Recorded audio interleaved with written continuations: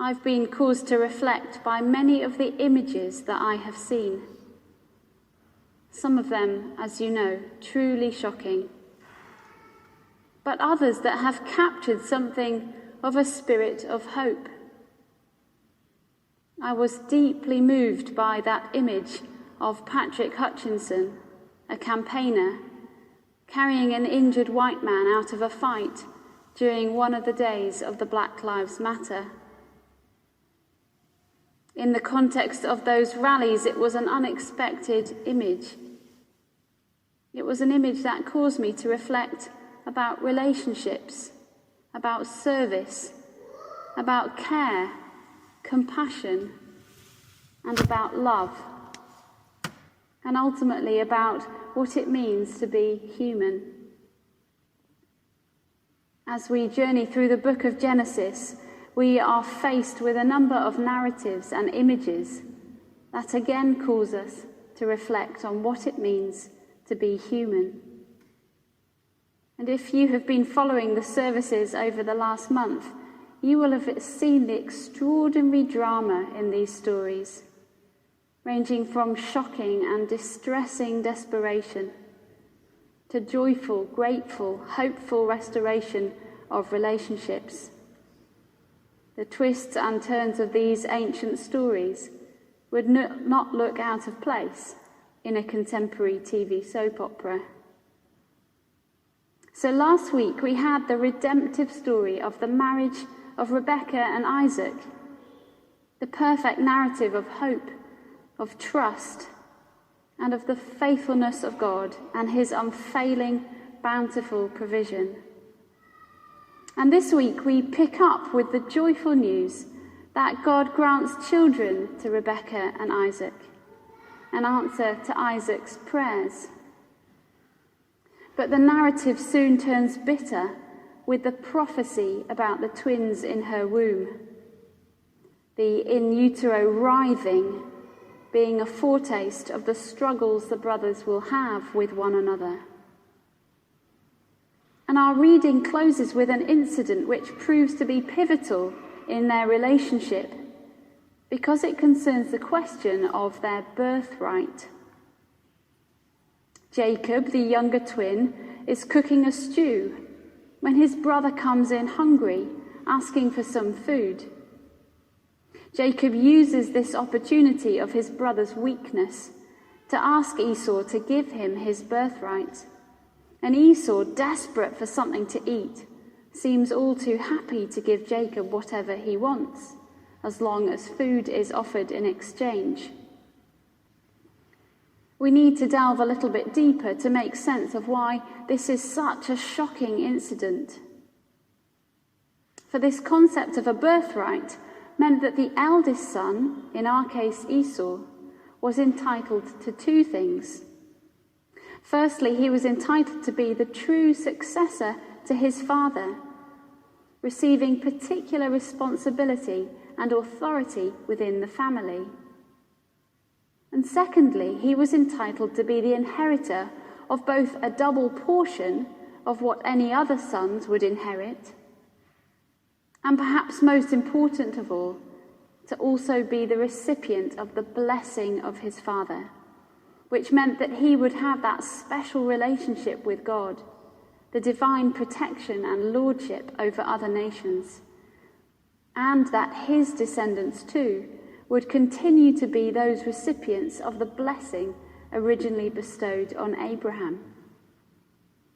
So you can see that this birthright that Esau sells to Jacob in exchange for a bowl of lentil stew is really something quite significant. And evidently in the moment, Esau's immediate hunger surpasses any real consideration of the consequences of selling this birthright, something Jacob is all too aware of. We don't know really if Jacob benefits enormously financially from this deal in terms of material inheritance. But what we do know and can see very clearly in the narrative as it continues is that Jacob does benefit from the second implication of the birthright, the blessing. In the following chapter, we have what is perhaps the more familiar story of Jacob's second act of deception, where he conspires with his mother to dress up as Esau and present himself to his dying father in order to receive the final blessing. And this is what Isaac prays as a blessing over the son who he supposes to be his firstborn, Esau, but who is in fact Jacob in disguise. In Genesis chapter 27 we read, "May God give you heaven's dew and earth's richness, an abundance of grain and new wine. May nations serve you and peoples bow down to you. Be Lord over your brothers, and may the sons of your mother bow down to you. May those who curse you be cursed, and those who bless you be blessed." 2 weeks ago, Father Jonathan reminded us of Kierkegaard's encouragement to reflect on what happens to us when we encounter these stories. And I want to invite us to do this again. Where does this story speak to you? Which character do you identify with? Where do you pass judgment? Perhaps you feel sorry for Rebecca, whose difficult pregnancy causes her to cry out to the Lord, "Why is this happening to me?" Perhaps you feel sorry for Isaac, the father whose sons war against one another, and whose younger son deliberately deceives him and wrongly receives the blessing intended for the first.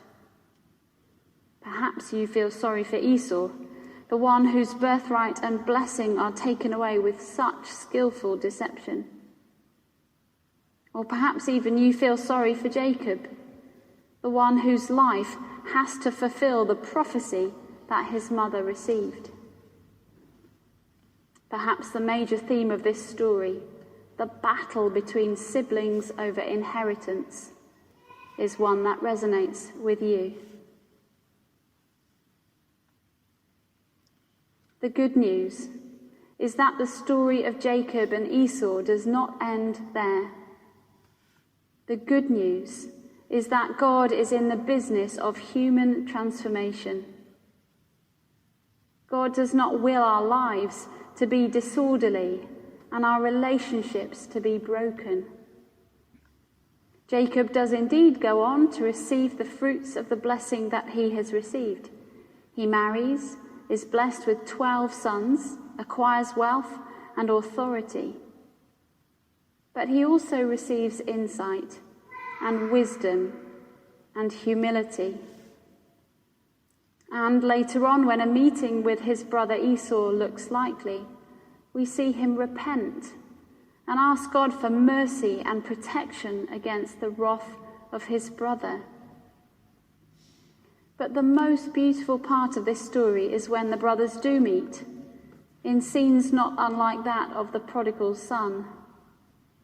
In Genesis chapter 33, verse 4, we read, "Esau ran to meet him and embraced him and fell on his neck and kissed him, and they wept." The image that I want you to take away today is the image printed on your service sheet. An image that I stumbled across on my first visit to the Taizé community, when I took 10 of my sixth form students from White City there. It's an icon of Jesus with Abbots, but is more commonly known as the icon of friendship. We see Jesus with his arm around his friend, just as we see Esau at the end with his arms around his brother Jacob. Because this is the will of God, that we be reconciled to one another. As many familiar words in the Bible remind us how good it is for us to dwell together in unity, to love one another as Jesus has first loved us, to be devoted to one another in brotherly love, to seek peace and pursue it. And to remember, in the words of St. Paul, that there is a more excellent way. Mother Emma tells me that when it was first decided that the boroughs of Kensington and Chelsea were to be joined together, there was such discontent that in drawing up what is now the borough's coat of arms, it was decided that the motto should be the hopeful and perhaps prophetic, Quam bonum in unum habitare. What a good thing it is to dwell together in unity. Words from Psalm 133. As we journey through life, we have many different relationships to navigate. Our family, our neighbours, our colleagues, our friends. Some of our relationships will be life-giving, nourishing, a true blessing. But some will be difficult, draining, and painful. We see in our story today of these two brothers, Jacob and Esau, many of the joys and sorrows of human relationships. But we see too the way that God works to heal and to restore their relationship in a way that is beyond what could have been imagined. And so I wonder if we might also reflect on our relationships this morning, especially on those close to us, perhaps those who we have spent much of the last 4 months of lockdown in close proximity to. I wonder if we might allow God to reveal to us the way in which our own words and behaviours have caused pain to others.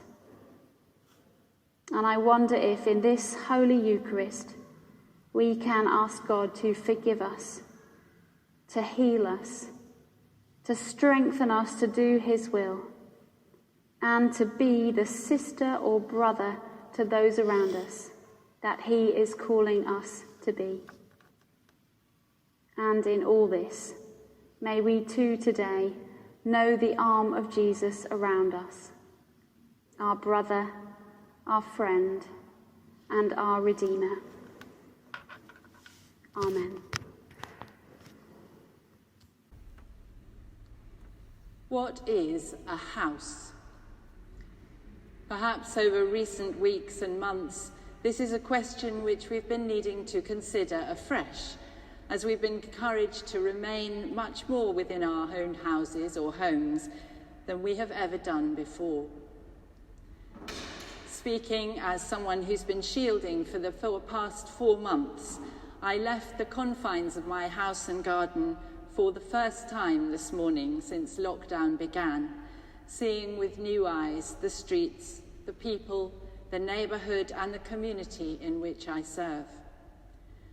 Many today remain shielding or in isolation and will still find themselves within the limits of their own homes as they hear this sermon online later on. But today, those of us gathered here have returned to worship once again within the house of God, here in the parish church of St. Mary Abbots. For many churchgoers, and indeed for many people across the nation, it has felt like a tragedy that for the first time in the history of Christendom in these islands, churches have been required to close their doors to faithful worshippers, to those seeking peace and sanctuary, and to all who see this place as their spiritual home. We grieved that we were unable to mark Holy Week or celebrate Easter, to celebrate weddings and baptisms, and perhaps most of all, to offer for the deceased those solemn rites for which we long. And yet, as the Bishop of London said, we did all of this out of love of our neighbour, to protect the vulnerable, to make possible the heroic service of frontline key workers, and to care for one another. As we move from worshipping in our own houses back to the house of God, it seemed to me so poignant and appropriate that both our readings at Matins this morning make us think further about the meaning of the word house. For King David, in our first reading, the house to which he refers is that of his family, his offspring for generations to come. God has promised him that he will bless his house forever, and David gives thanks with heartfelt gratitude and humility. We, with the benefit of hindsight, know from those familiar Advent and Christmas readings that Mary and Joseph returned to Bethlehem at the time of Christ's birth, because Joseph was of the house and lineage of David. David's genealogical house was indeed blessed, as the infant Christ was given into Joseph's care and grew up within his physical house at Nazareth. And yet there's a whole backstory to this prayer and this promise. As David is appointed king over Israel and moves the Ark of the Covenant to Jerusalem, he proposes to build a house for the Lord in the city, saying, "See now, I dwell in an house of cedar, but the ark of God dwelleth within curtains." But God speaks to him, telling him that he is not the one appointed to build a house or a temple for the Lord, but God makes him this promise: "When thy days shall be fulfilled, and thou shalt sleep with thy fathers, I will set up thy seed after thee, and I will establish his kingdom. He shall build a house for my name, and I will establish the throne of his kingdom forever." David's son Solomon is, of course, the one who will build the temple to be the house of God, and through him the house of David will also continue. So we see in these many uses of the word house, it can encompass our families, our physical homes, our descendants, and the house of God. And as we come on to our second reading from the Gospel of Luke, our attention is turned once again to that house of God, the temple in Jerusalem. Jesus weeps as he foresees the destruction of God's house in Jerusalem, castigating those traders inside for turning a house of prayer into a den of thieves. Hindsight can help us here too, as we remember the destruction of the temple in 70 AD by the Romans, and the ruined foundations which are to this day all that remain of the temple in Jerusalem. From Solomon until 70 AD, the temple was for the Jewish people the only house of God, and its repeated desecration and destruction in the course of a violent history must have brought repeated waves of shock and despair. But Christ in the Gospels speaks to us of the temple of his body, and Paul elucidates that Christ's followers are united in worship in the one body as we are today. The loss of the temple worship is traumatic, but God's presence is not limited to one building. And so what of our own houses, both as physical structures and as generations of families bound together by blood? What have we learned from these months and weeks isolated, either alone or in households within our own four walls? Yes, God resides in this wonderful building here, and we give thanks wholeheartedly today that we can gather here again for worship. But perhaps both our recent experiences and our readings remind us that he is present not only in his temple, but elsewhere at home. In our families, our descendants, our homes and our communities, in the shared body of Christ across the worldwide church, we find the presence of God. Standing beside us in our loneliness or our anxiety, grieving with us in loss and isolation, encouraging us as we begin to glimpse light at the end of the tunnel, we may encounter his glory in the face of Jesus, but also in the many who have come forward to serve their communities, care for their neighbours, and build up support for the needy. Perhaps we have learned that we can give thanks to God, and we can bring our darkest thoughts and fears to him as well in our own homes as here in the house of God. And yet, this building and the community of people who return to worship within it stand as a witness to the world to Christ's victory over death and suffering, and to his promise of eternal hope. Amen.